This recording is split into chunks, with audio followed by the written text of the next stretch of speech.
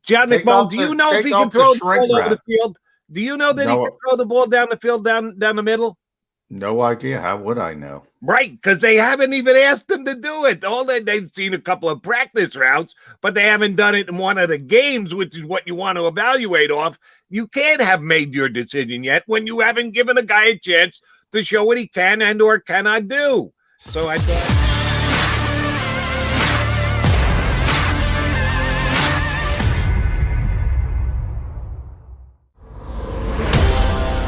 Guys, I am Jody McDonald. He is John McMullen. You are smiling today, McMullen. You in a good mood? No, I almost got caught saying something. Yeah, that'll make you smile a little bit. You gotta watch that clock, Jody. You never know when the show's gonna start. You hear the music, and boom! Before you know it, we're on the air here on the JAKIB Media YouTube channel. We are Birds 365. We'll keep you company for the next couple hours. I don't know if Eagle fans are going to be happy with me after the 2 hours of company that we keep today, because I got some issues with the coach, Johnny Mac. You guys, and correct me if I'm wrong, John McMullen, leadoff questioner yesterday, correct? That is correct. By the way, that's not a good spot to be in a day like yesterday, because I wanted to ask Nick Sirianni about Jalen Hurts and his lack of intermediate throws. Can't ask that if you're batting first on a day after a game in which Brandon Graham, Brandon Brooks get injured. You got to go injuries. You got to take one for the team. Now, typically, you like to get the first question on a off-season press conference, that kind of thing, so you can know you can get your thoughts in. In this instance, it wasn't great, but other than thanks, Allie, for giving me the first questions. Closed circuit. You did get your you did take one for the team, as you suggested, which Andy Reid, remember Andy Reid, he always used to take care of that for you. Yeah, you didn't have to ask that question. Andy would always open up with injuries first, and he'd run it all down for you. So he kind of alleviated the pressure from that first questioner. You had no such luck yesterday. Yeah, that was nice. And, in the offseason, the Eagles would text us a practice update and give us, so we didn't have to waste time at the press conference asking about injuries. But no such luck in the regular season. And when you have two such high-profile players as well, I threw Javion Taylor in there as well. But if it wasn't Brandon Graham and Brandon Brooks, but you got to get the update. And the worst part, we knew Brandon was out for the year, but you need to get it on the record. So right. It's just part of the gig. You did your job, took one for the team. Those answers didn't bother me, and I do want to follow up on both of those two with you as to where we go from here. But before we get there, other questions that were asked that I specifically did not like the coach's answer to, and let's see if you had as big a follow-up question or as big a problem with it as I did. You mentioned the thing that you really wanted to ask about was intermediate passing, because we all saw the flow chart after the game of the passes that the Eagles threw, and they were all very short or all outside the numbers, down the sideline, nothing in the middle of the field, nothing in that 10 to 18-yard range. It was everything over the top, deep balls, swing passes, flanker screens, bubble screens. The breakout was what it was. And that was one of the first questions shortly after you went. Might have even been the second question, as a matter of fact. And I really didn't like Nick Sirianni's answer. He said in the answer to that question about why didn't you throw any balls over the middle, well, that's what we game planned ahead of time. Really? You and all your offensive coaches got together, looked at film on the Detroit Lions, which, oh, by the way, Jared Goff threw for 340 yards and 3 touchdowns. The 49ers defense was that good week one. You said, oh my, we better not attempt to throw the ball over the middle. I thought it was a lame answer. I don't even know if it was a true answer. I think he was just kind of scraping for an answer because he didn't have an answer. Completely an unacceptable answer for me. on that question as to why they didn't throw the ball over the middle at once during the entire game. Well, a couple things. I think he was telling the truth. It was game plan, but it wasn't about the 49ers. It was about the quarterback. He's trying to protect the quarterback. He was trying to protect the quarterback in week 1. He's trying to protect the quarterback in week 2. And by the way, it's worked. They haven't turned the football over. Offensively, they haven't gotten a turnover, but that's a different category. So they have protected him.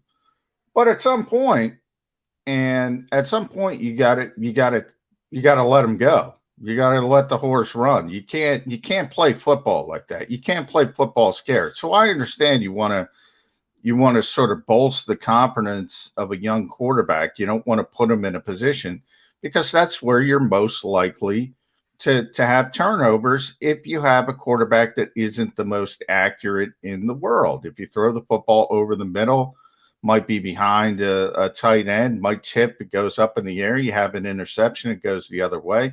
He's trying to protect the quarterback. But remember what this season is about, Jody. We can talk about the NFC East. We can talk about all that. It's about finding out if Jalen Hurts is the long-term future of this team. Well, if you can't throw the football over the middle, you already have your answer. So Nick Sirianni's got to look in the mirror and say, is this how we're going to proceed moving forward? In essence, playing a whole season hamstrung by not being able to do certain things on the football field. And if that's the case, okay, cobble it, get through it. But we know what's going to happen in next year's draft, in next year's offseason. You can't play football like that. I'm sorry. If you're going to take that big a chunk of your offense out ahead of time because you don't have confidence in the guy who you're putting out there as your starting quarterback, you can't compete. It's all about competition, right? Yeah. Isn't that one of Nick's mantras? It's all about competition. Well, you're not really competing with your opponent on a given Sunday in the National Football League if you have that big a hole in the middle of your playbook. That you don't have confidence with your guy throwing the ball anywhere over the middle or anywhere of any length other than, we'll let him gear it up and throw it 50 yards down the field. Because if that's picked off, then it's not a play that's going to come back and bite us. It's the same as a punt. You can't coach like that. I agree. I agree wholeheartedly. And if you look at it from the perception, the flow chart is we saw it, fans saw it, other teams see it. And if they know you're only going to throw certain kinds of routes and you're taking other things out, well, they're going to figure out pretty quickly, and they're going to either jump the short stuff or make sure there's a safety over the top on the long stuff. It's only going to get more and more and more difficult if you don't put the other stuff on film and you don't put that thought in the mind of opposing defensive coordinators that you're willing to throw the football. I mean, Tom Brady's 106 years old, throwing 5 touchdowns. He lives in the intermediate zones. That's where he lives. That might be the most important throw in all of football. And if you have a quarterback that you don't have confidence to make that throw, you got to be looking at the next quarterback. I talked about San Francisco. You and I disagree a little bit on Jimmy Garoppolo. It's a different type of sentiment, but it's the same sentiment.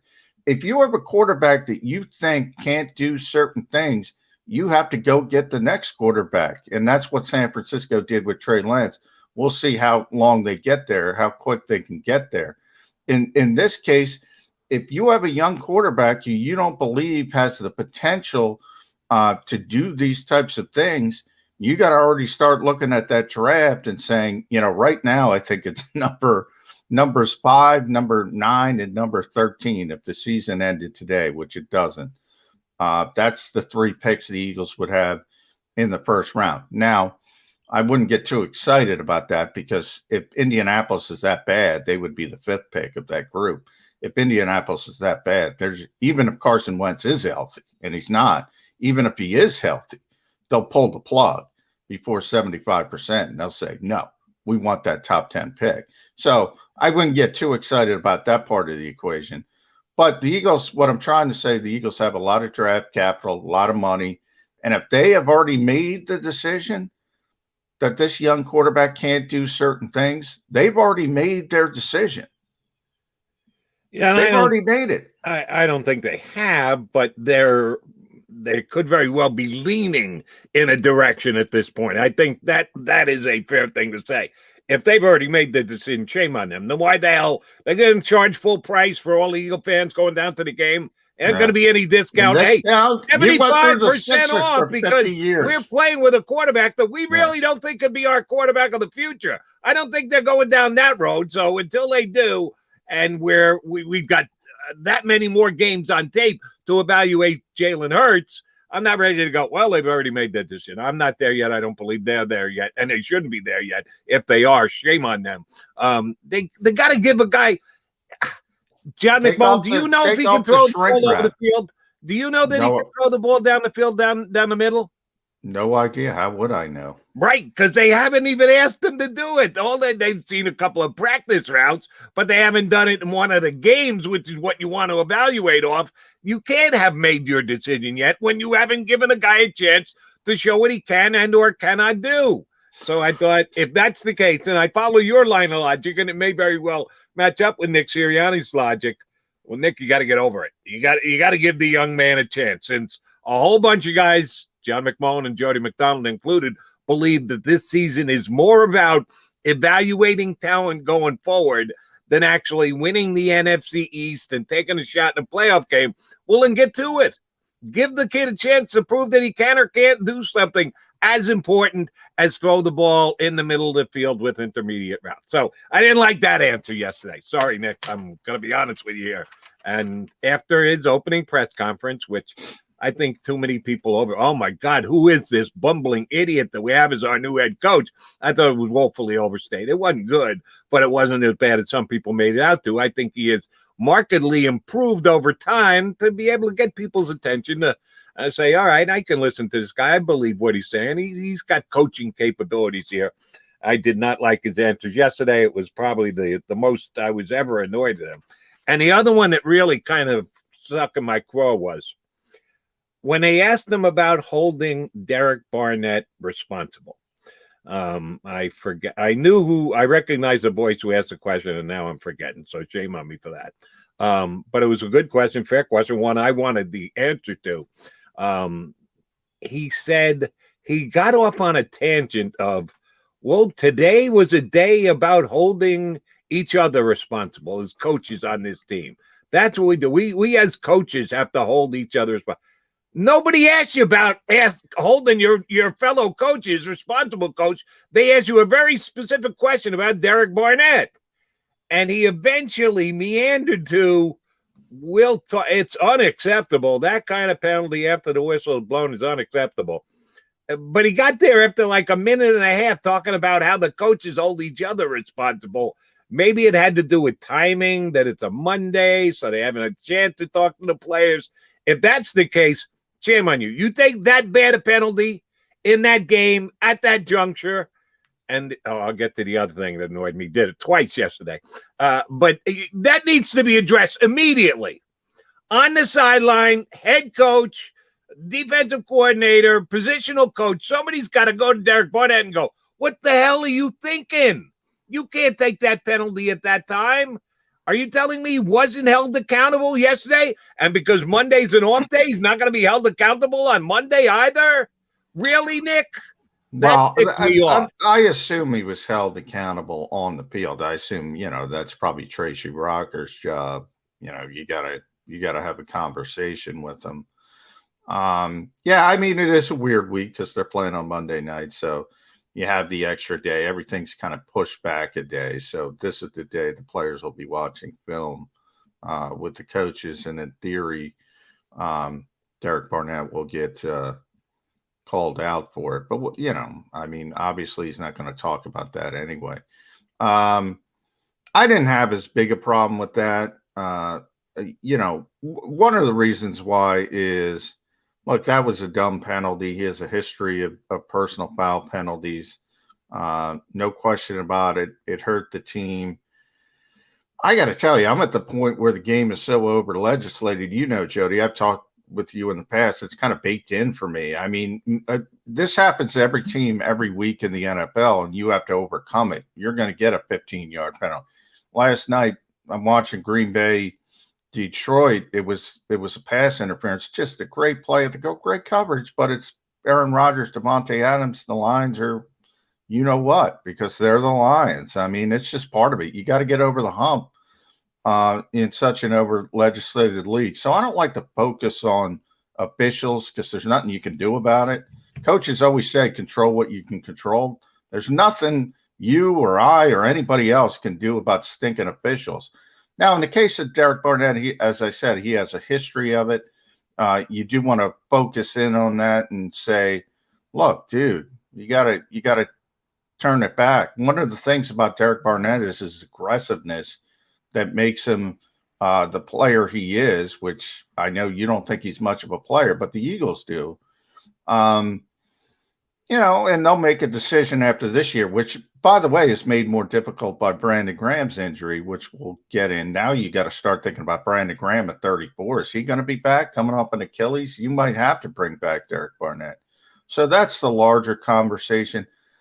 I guess I didn't have as big a problem as you because same thing with Kayvon Wallace. I mean, it's baked into this game today. You're going to get hit with those things. No, but here's the difference between those two particular plays.